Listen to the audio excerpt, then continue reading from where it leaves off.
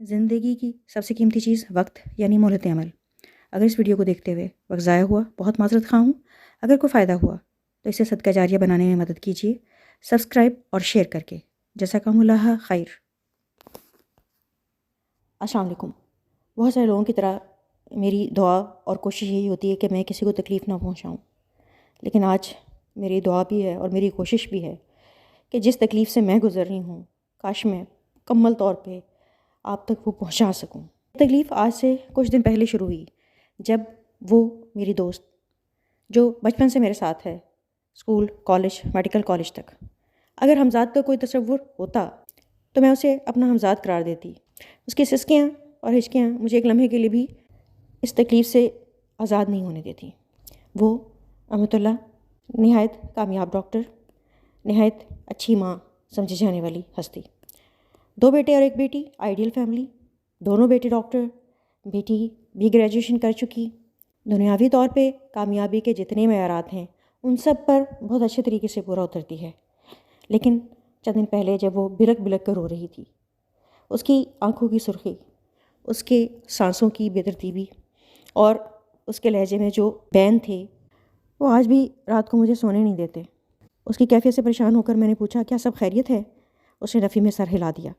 میرا دل دھک سے رہ گیا، نہ جانے کیسے کیسے وسوسے آنے لگے۔ خیر جب وہ بولنے کی کیفیت میں آ گئی پھر اس نے بتانا شروع کیا۔ بات کو مختصر کرنے کے لیے میں اپنے الفاظ میں اس کو بیان کرتی ہوں۔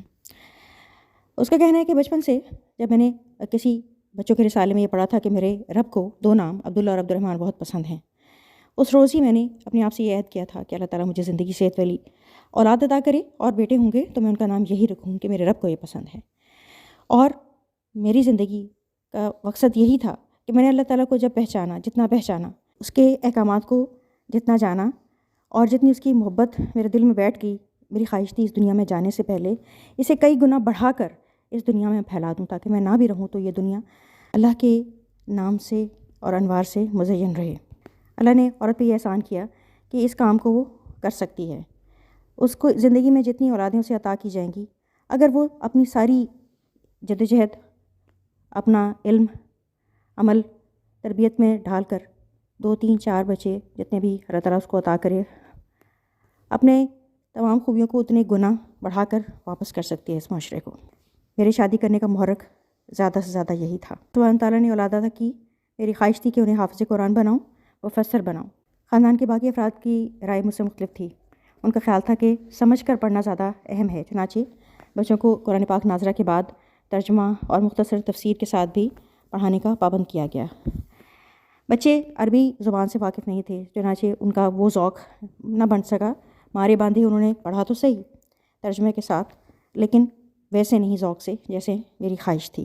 عملی طور پر احکامات الہی کے مطابق زندگی گزارنے کا مظاہرہ اگرچہ بچوں کے سامنے، تربیت میں دین کو شامل کر کے بہت محنت جو کی جا رہی تھی اس کے اثرات تو تھے، لیکن جب وہ گھر سے باہر نکلتے اور باہر کے معاشرے اور خاص طور پہ ان کے اسکول میں جو ماحول اور معاشرہ انہیں دیا جا رہا تھا، جو صحیح غلط کا شعور انہیں دنیا کے حساب سے دیا جا رہا تھا، وہ گھر کے ماحول سے اور تعلیمات سے بالکل مختلف تھا۔ وہ بچے ایک عجیب کنفیوژن کا شکار تھے، کیا غلط اور کیا صحیح؟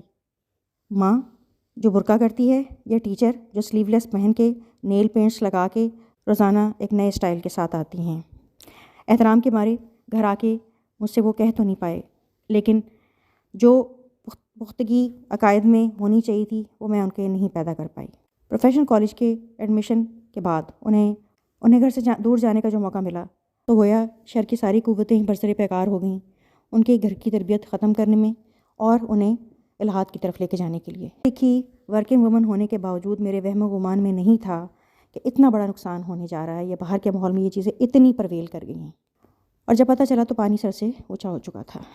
آج میرے بچے نماز سے دور ہیں، نماز جو کفر اور ایمان کے بیچ حد ہے۔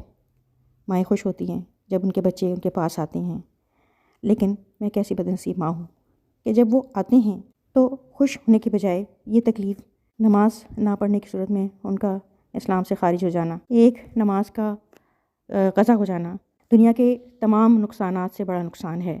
اگر کسی کا گھر بار لٹ جائے، سارے عزیز و اقارب پیارے رشتے ختم ہو جائیں تو جتنا صدمہ ہوتا ہے ایک نماز کا قضا کرنے کا صدمہ اس سے کہیں زیادہ ہونا چاہیے۔ کیا مجھے نہیں رونا چاہیے؟ کیا مجھے بین نہیں ڈالنی چاہیے؟ کیا اس سے بڑا نقصان ممکن ہے؟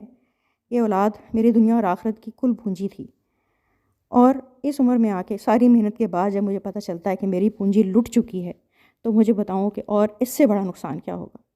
اس سے زیادہ کون سی چیز ہے جس پہ رویا جائے؟